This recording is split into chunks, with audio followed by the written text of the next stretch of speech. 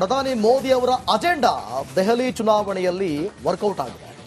ರಾಷ್ಟ್ರ ರಾಜಧಾನಿಯನ್ನ ಗೆದ್ದೇ ಗೆಲ್ಲಬೇಕು, ಗೆದ್ದೇ ಗೆಲ್ತೀನಿ ಅಂತ ಹಠ ತೊಟ್ಟಿದ್ರು ಮೋದಿ. ಅದರಂತೆ ದೆಹಲಿಯಲ್ಲಿ ಆಪ್ ಧೂಳಿಪಟವಾಗಿದ್ದು ಕಮಾಲ್ ಮಾಡಿದೆ. ಈ ಸಂಬಂಧಪಟ್ಟಂತೆ ಒಂದು ವರದಿ ಇದೆ, ನೋಡೋಣ.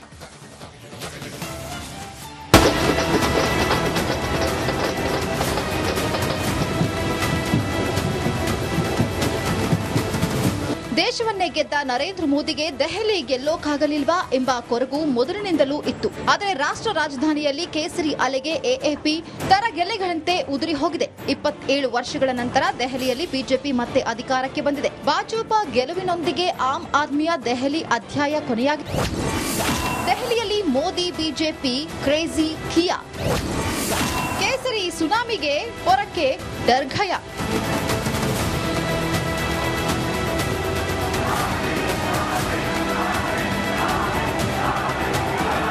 ರಾಷ್ಟ್ರ ರಾಜಧಾನಿಯಲ್ಲಿ ಕಮಾಲ್ ಮಾಡಿದ್ದು 48 ಸೀಟ್ ತನ್ನದಾಗಿಸಿಕೊಂಡು ಅಮೋಘ ಜಯ ಸಾಧಿಸಿದೆ. ಇದೀಗ ವಿಷಯ ಅದಲ್ಲ, ಬಿಜೆಪಿ ದೆಹಲಿ ಗದ್ದುಗೆ ಏರಿದಾಯ್ತು. ಆದ್ರೀಗ ಸಿಎಂ ಯಾರಾಗ್ತಾರೆ ಅನ್ನೋದೇ ದೊಡ್ಡ ಚರ್ಚೆಯಾಗಿದೆ. ಸಿಎಂ ರೇಸ್ನಲ್ಲಿ ದೊಡ್ಡ ನಾಯಕರು. ಕಮಲ ಪಾಳಯದಲ್ಲೀಗ ಸಿಎಂ ಯಾರಾಗ್ತಾರೆ ಅನ್ನೋ ಚರ್ಚೆ ಚಾಲ್ತಿಯಲ್ಲಿದೆ. ಈಗಾಗಲೇ ಅಮಿತ್ ಶಾ ನಿವಾಸಕ್ಕೆ ಜೆಪಿ ನಡ್ಡಾ, ಪರ್ವೇಶ್ ವರ್ಮಾ ಭೇಟಿ ನೀಡಿ ಮಾತುಕತೆ ನಡೆಸಿದ್ದಾರೆ. ಸಿಎಂ ರೇಸ್ನಲ್ಲಿರೋರು ಯಾರು? ಪರ್ವೇಶ್ ವರ್ಮಾ ಮಾಜಿ ಸಿಎಂ ಸಾಹಿಬ್ ಸಿಂಗ್ ವರ್ಮಾ ಮಗನಾಗಿದ್ದು ಜಾಟ್ ಸಮುದಾಯದ ಪ್ರಬಲ ನಾಯಕ ಕೂಡ ಹೌದು. ಅಷ್ಟೇ ಅಲ್ಲ, ಚುನಾವಣೆಯಲ್ಲಿ ಕೇಜ್ರಿವಾಲ್ರನ್ನೇ ಸೋಲಿಸಿದ ದೈತ್ಯ ಸಂಹಾರಿ ಪರ್ವೇಶ್. ಬಿಜೆಪಿ ಪ್ರಧಾನ ಕಾರ್ಯದರ್ಶಿಯಾಗಿರುವ ದುಷ್ಯಂತ್ ಗೌತಮ್ ದಲಿತ ಸಮುದಾಯದ ನಾಯಕರಾಗಿದ್ದು ದೆಹಲಿಯ ತಳಮಟ್ಟದ ನಾಯಕ ಕೂಡ ಹೌದು. ಇವರಿಗೆ ಮಣೆ ಹಾಕುವ ಸಾಧ್ಯತೆಯೂ ಉಂಟು. ಇನ್ನು ಸಿಎಂ ರೇಸ್ನಲ್ಲಿ ಮಾಜಿ ಸಿಎಂ ಮದನ್ ಲಾಲ್ ಖುರಾನ ಪುತ್ರ ಹರೀಶ್ ಖುರಾನ ಇದ್ದು ದೆಹಲಿಯ ತಳಮಟ್ಟದ ನಾಯಕರಾಗಿದ್ದಾರೆ. ಮೋತಿ ನಗರ ಕ್ಷೇತ್ರದ ಶಾಸಕರಾಗಿರುವ ಹರೀಶ್ ಪಕ್ಷ ಸಂಘಟನಾ ಚತುರ ಕೂಡ. ದೆಹಲಿ ಬಿಜೆಪಿ ಅಧ್ಯಕ್ಷರಾಗಿರುವ ವೀರೇಂದ್ರ ಸಚ್ ದೇವ್ಗೆ ಸಿಎಂ ಪಟ್ಟ ಸಿಗುವ ಸಾಧ್ಯತೆಯೂ ಇದೆ. ಬಿಜೆಪಿ ಗೆಲುವಿನ ಓರ್ವ ರೂವಾರಿ ಆಗಿರುವ ವೀರೇಂದ್ರಗೆ ಅದೃಷ್ಟ ಲಕ್ಷ್ಮಿ ಒಲಿಯುತ್ತಾಳ ನೋಡಬೇಕಾಗಿದೆ. ಮಜೀಂದರ್ ಸಿಂಗ್ ಸಿರ್ಸಾ ಒಬ್ಬ ಪ್ರಬಲ ಸಿಖ್ ನಾಯಕರಾಗಿದ್ದು ದೆಹಲಿ ತಳಮಟ್ಟದ ಸಂಘಟಕ. ಸಿಖ್ಖರ ಬೆಂಬಲಕ್ಕಾಗಿ ಸಿರ್ಸಾಗೆ ಮಣಿ ಸಾಧ್ಯತೆ ಇದೆ. ಇನ್ನು ದೆಹಲಿ ಮಾಜಿ ಸಿಎಂ ಸುಷ್ಮಾ ಸ್ವರಾಜ್ ಪುತ್ರಿ ಬಾನ್ಸುರಿ ಸ್ವರಾಜ್ ಕೂಡ ಸಿಎಂ ರೇಸ್ನಲ್ಲಿದ್ದಾರೆ. ಬಾನ್ಸುರಿ ಈಗ ಸಂಸದೆ ಕೂಡ ಆಗಿದ್ದು ದೆಹಲಿಯ ತಳಮಟ್ಟದ ಪಕ್ಷ ಸಂಘಟಕಿ ಆಗಿದ್ದಾರೆ. ದೆಹಲಿಯಲ್ಲಿ ಬಿಜೆಪಿ ಪಟ್ಟಕ್ಕೇರುತ್ತಿರುವಂತೆ ಸಿಎಂ ರೇಸ್ ಹೆಸರುಗಳ ಚಾಲ್ತಿ ಹೆಚ್ಚಾಗಿದೆ. ಆದರೆ ಇದರ ಹೊರತಾಗಿಯೂ ಬಿಜೆಪಿ ಅಚ್ಚರಿಯ ಅಭ್ಯರ್ಥಿಯನ್ನ ಪ್ರಕಟಿಸುವಲ್ಲಿ ಎತ್ತಿದ ಕೈ. ಹಾಗಾಗಿ ದೆಹಲಿ ಸಿಎಂ ಅಚ್ಚರಿಯ ಅಭ್ಯರ್ಥಿ ಆದರೆ ಯಾರೂ ಆಶ್ಚರ್ಯ ಪಡಬೇಕಾಗಿಲ್ಲ. News desk, Republic Kannada.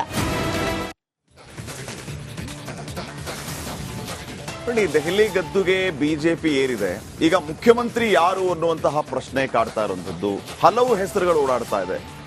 ಈ ಯಾರ್ಯಾರ ಹೆಸರು ಓಡಾಡ್ತಾ ಇದೆ ಆ ಕ್ಷೇತ್ರಗಳು ಮತ್ತು ಆ ನಾಯಕರ ಹಿಂದೆ ಹಲವು ರೀತಿಯ ಹಿನ್ನೆಲೆಗಳ ಬಗ್ಗೆಯೂ ಕೂಡ ಚರ್ಚೆ ಆಗ್ತಾ ಇದೆ. ಬಟ್ ಇದು ಒಂದನ್ನು ನಾವು ಗಮನಿಸಬೇಕು. ಈ ಕಳೆದ 6 ಚುನಾವಣೆಗಳನ್ನ ಗಮನಿಸಿದಾಗ ಯಾರು ನವದೆಹಲಿ ವಿಧಾನಸಭಾ ಕ್ಷೇತ್ರದಿಂದ ಗೆದ್ದಿದ್ದಾರಲ್ಲ ಅವರೇ ಸಿಎಂ ಆಗಿರುವಂತದ್ದು. 1998, 2003, 2008 ಶೀಲಾ ದೀಕ್ಷಿತ್ ಅವರು ಇದೇ ನವದೆಹಲಿ ಕ್ಷೇತ್ರದಿಂದ ಸಿಎಂ ಆಗಿದ್ದಂಥವ್ರು. 2013, 2015, 2020 ಅರವಿಂದ್ ಕೇಜ್ರಿವಾಲ್ ಇದೇ ನವದೆಹಲಿ ಕ್ಷೇತ್ರದಿಂದ MLA ಆಗಿ ಆಯ್ಕೆಯಾಗಿರುವಂಥವ್ರು. ಈಗ ಅಂದಾಜು 4,000 ಮತಗಳ ಅಂತರದಿಂದ ಇದೇ ನವದೆಹಲಿ ವಿಧಾನಸಭಾ ಕ್ಷೇತ್ರದಿಂದ ಗೆದ್ದಂಥವರು ಪರ್ವೇಶ್ ವರ್ಮಾ. ಇವ್ರ ತಂದೆ ಸಾಹಿಬ್ ಸಿಂಗ್ ವರ್ಮಾ ಇದೇ ದೆಹಲಿಯ ಮುಖ್ಯಮಂತ್ರಿ ಆಗಿದ್ದಂಥವ್ರು ಅವರು. ಸೊ ಈಗ ಸದ್ಯಕ್ಕೆ ಈ ಎಲ್ಲ ವಿಚಾರಗಳನ್ನ ಇಟ್ಕೊಂಡು ಪರ್ವೇಶ್ ವರ್ಮಾ ಅವರ ಹೆಸರು ಮುಂಚೂಣಿಯಲ್ಲಿದೆ. ಇವರು ಪಶ್ಚಿಮ ದೆಹಲಿ ಲೋಕಸಭಾ ಕ್ಷೇತ್ರದಿಂದ 2 ಬಾರಿ ಸಂಸದರಾಗೂ ಕೂಡ ಆಯ್ಕೆಯಾಗಿದ್ದಂಥವ್ರು. ಇನ್ನ ಇವರನ್ನ ಹೊರತುಪಡಿಸಿದ್ರೆ ಇನ್ನೊಂದು ಹೆಸರು ಕೇಳಿ ಬರ್ತಾ ಇರೋದು, ಅದು ವೀರೇಂದರ್ ಗುಪ್ತಾ ಅವರ ಹೆಸರು. ಇವರು ಪ್ರಸ್ತುತ ದೆಹಲಿಯಲ್ಲಿ ವಿರೋಧ ಪಕ್ಷದ ನಾಯಕರಾಗಿ ಕೆಲಸ ಮಾಡ್ತಾ ಇದ್ದಂಥವ್ರು. ರೋಹಿಣಿ ವಿಧಾನಸಭಾ ಕ್ಷೇತ್ರದಿಂದ ಸತತವಾಗಿ 3ನೇ ಬಾರಿ ಆಯ್ಕೆಯಾಗಿದ್ದಾರೆ. ಪ್ರಬಲವಾಗಿ ಆಪ್ ಸರ್ಕಾರವನ್ನ ಕಟ್ಟಿ ಹಾಕುವಲ್ಲಿ ಸೆಷನ್ನಲ್ಲಿ ಯಶಸ್ವಿ ಆಗ್ತಾ ಇದ್ದಂಥವ್ರು ಈ ವೀರೇಂದರ್ ಅವರು. ಸೊ ಈಗ ಈ ಪರ್ವೇಶ್ ವರ್ಮಾ ಅವರನ್ನ ಬಿಟ್ಟರೆ ನೆಕ್ಸ್ಟ್ ವೀರೇಂದರ್ ಗುಪ್ತಾ ಅವರ ಹೆಸರು ಕೇಳಿ ಬರ್ತಾ ಇದೆ. ಇವರು ಕೂಡ ರೇಸ್ನಲ್ಲಿದ್ದಾರೆ. ಕಾರಣವನ್ನ ಈಗ ನಾನು ಹೇಳ್ತಾ ಇದ್ದೆ. ಇನ್ನ ಇವರಿಬ್ಬರನ್ನು ಹೊರತುಪಡಿಸಿದ್ರೆ ಬಾನ್ಸುರಿ ಸ್ವರಾಜ್ ಅವರ ಹೆಸರು ಕೇಳಿ ಬರ್ತಾ ಇದೆ. ಸುಷ್ಮಾ ಸ್ವರಾಜ್ ಅವರ ಮಗಳು ಇದೇ ನವದೆಹಲಿ ಲೋಕಸಭೆಗೆ ಅವರು ಆಯ್ಕೆಯಾಗಿ ಈ ಸದ್ಯಕ್ಕೆ ಪ್ರಸ್ತುತ MP ಅವರು. ಇವರ ಹೆಸರು ಕೂಡ ಕೇಳಿ ಬರ್ತಾ ಇದೆ. ಹೈಕಮಾಂಡ್ ಇವರನ್ನು ಕೂಡ ಗಣನೆಗೆ ತೆಗೆದುಕೋಬಹುದು ಮುಖ್ಯಮಂತ್ರಿ ಆಯ್ಕೆಯ ವಿಚಾರದಲ್ಲಿ. ಇವರನ್ನ ಹೊರತುಪಡಿಸಿದ್ರೆ ಗೆಹ್ಲೋಟ್ ಅವರ ಹೆಸರು ಕೇಳಿ ಬರ್ತಾ ಇದೆ. ಇದರ ಜೊತೆಗೆ ಸ್ಮೃತಿ ಇರಾನಿ ಅವರ ಹೆಸರು ಕೂಡ ಕೇಳಿ ಬರ್ತಾ ಇದೆ, ಖುರಾನ್ ಅವರ ಹೆಸರು ಕೇಳಿ. ಯಾರು ಅಂತಿಮವಾಗಿ ಆಯ್ಕೆ ಆಗ್ತಾರೆ ಈ ರೇಸ್ ನಲ್ಲಿ ಅತ್ಯಂತ ಮುಂಚೂಣಿಯಲ್ಲಿರುವಂತಹ ನಾಯಕ ಅಂತಂದ್ರೆ ಅದು ಪರ್ವೇಶ್ ವರ್ಮಾ ಅವರು. ಇವರೇ ಬಹುತೇಕ ಮುಖ್ಯಮಂತ್ರಿಯಾಗಿ ಆಯ್ಕೆ ಆಗ್ತಾರೆ ಅನ್ನುವಂತಹ ಮಾತುಗಳು ಕೇಳಿ ಬರ್ತಾ ಇದೆ. ಈಗಾಗಲೇ ಸಚ್ದೇವ್ ಸೇರಿದಂತೆ ನಡ್ಡಾ ಇತ್ಯಾದಿ ಬಿಜೆಪಿಯ ಹಿರಿಯ ನಾಯಕರು ಈ ಬಗ್ಗೆ ಸಭೆಯನ್ನ ಕೂಡ ನಡೆಸಿದ್ದಾರೆ. ಅಂತಿಮವಾಗಿ ಯಾರಿಗೆ ಮುಖ್ಯಮಂತ್ರಿ ಪಟ್ಟ ಒಲಿಯುತ್ತೆ ಅನ್ನುವಂತಹ ಕುತೂಹಲ ಅಂತೂ ಎಲ್ಲರಲ್ಲೂ ಮನೆ ಮಾಡಿದೆ. ದಿವಿತ್, ಓಕೆ ಎಸ್, ಮುಂದಿನ ಸುದ್ದಿಯತ್ತ ಗಮನ ಹರಿಸೋಣ. ಪ್ರಧಾನಿ ಮೋದಿ ಅವರ ಅಜೆಂಡಾ ದೆಹಲಿ ಚುನಾವಣೆಯಲ್ಲಿ ವರ್ಕೌಟ್ ಆಗಿದೆ. ರಾಷ್ಟ್ರ ರಾಜಧಾನಿಯನ್ನ ಗೆಲ್ಲಬೇಕು, ಗೆಲ್ತೀನಿ ಅಂತ ಹಠ ತೊಟ್ಟಿದ್ರು ಮೋದಿ. ಅದರಂತೆ ದೆಹಲಿಯಲ್ಲಿ ಆಪ್ ಧೂಳಿಪಟವಾಗಿದ್ದು ಕಮಾಲ್ ಮಾಡಿದೆ. ಈ ಸಂಬಂಧಪಟ್ಟಂತೆ ಒಂದು ವರದಿ ಇದೆ, ನೋಡೋಣ.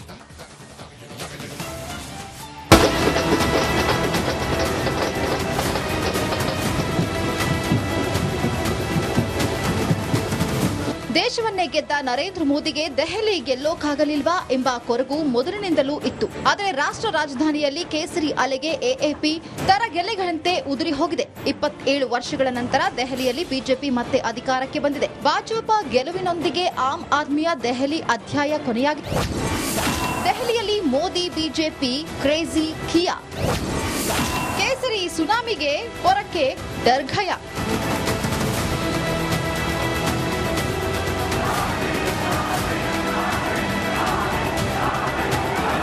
ರಾಷ್ಟ್ರ ರಾಜಧಾನಿಯಲ್ಲಿ ಕಮಾಲ್ ಮಾಡಿದ್ದು 48 ಸೀಟ್ ತನ್ನದಾಗಿಸಿಕೊಂಡು ಅಮೋಘ ಜಯ ಸಾಧಿಸಿದೆ. ಇದೀಗ ವಿಷಯ ಅದಲ್ಲ, ಬಿಜೆಪಿ ದೆಹಲಿ ಗದ್ದುಗೆ ಏರಿದಾಯ್ತು. ಆದ್ರೀಗ ಸಿಎಂ ಯಾರಾಗ್ತಾರೆ ಅನ್ನೋದೇ ದೊಡ್ಡ ಚರ್ಚೆಯಾಗಿದೆ. ಸಿಎಂ ರೇಸ್ನಲ್ಲಿ ದೊಡ್ಡ ನಾಯಕರು. ಕಮಲ ಪಾಳಯದಲ್ಲೀಗ ಸಿಎಂ ಯಾರಾಗ್ತಾರೆ ಅನ್ನೋ ಚರ್ಚೆ ಚಾಲ್ತಿಯಲ್ಲಿದೆ. ಈಗಾಗಲೇ ಅಮಿತ್ ಶಾ ನಿವಾಸಕ್ಕೆ ಜೆಪಿ ನಡ್ಡಾ, ಪರ್ವೇಶ್ ವರ್ಮಾ ಭೇಟಿ ನೀಡಿ ಮಾತುಕತೆ ನಡೆಸಿದ್ದಾರೆ. ಸಿಎಂ ರೇಸ್ನಲ್ಲಿರೋರು ಯಾರು? ಪರ್ವೇಶ್ ವರ್ಮಾ ಮಾಜಿ ಸಿಎಂ ಸಾಹಿಬ್ ಸಿಂಗ್ ವರ್ಮಾ ಮಗನಾಗಿದ್ದು ಜಾಟ್ ಸಮುದಾಯದ ಪ್ರಬಲ ನಾಯಕ ಕೂಡ ಹೌದು. ಅಷ್ಟೇ ಅಲ್ಲ, ಚುನಾವಣೆಯಲ್ಲಿ ಕೇಜ್ರಿವಾಲ್ರನ್ನೇ ಸೋಲಿಸಿದ ದೈತ್ಯ ಸಂಹಾರಿ ಪರ್ವೇಶ್. ಬಿಜೆಪಿ ಪ್ರಧಾನ ಕಾರ್ಯದರ್ಶಿಯಾಗಿರುವ ದುಷ್ಯಂತ್ ಗೌತಮ್ ದಲಿತ ಸಮುದಾಯದ ನಾಯಕರಾಗಿದ್ದು ದೆಹಲಿಯ ತಳಮಟ್ಟದ ನಾಯಕ ಕೂಡ ಹೌದು. ಇವರಿಗೆ ಮಣೆ ಹಾಕುವ ಸಾಧ್ಯತೆಯೂ ಉಂಟು. ಇನ್ನು ಸಿಎಂ ರೇಸ್ನಲ್ಲಿ ಮಾಜಿ ಸಿಎಂ ಮದನ್ ಲಾಲ್ ಖುರಾನ ಪುತ್ರ ಹರೀಶ್ ಖುರಾನ ಇದ್ದು ದೆಹಲಿಯ ತಳಮಟ್ಟದ ನಾಯಕರಾಗಿದ್ದಾರೆ.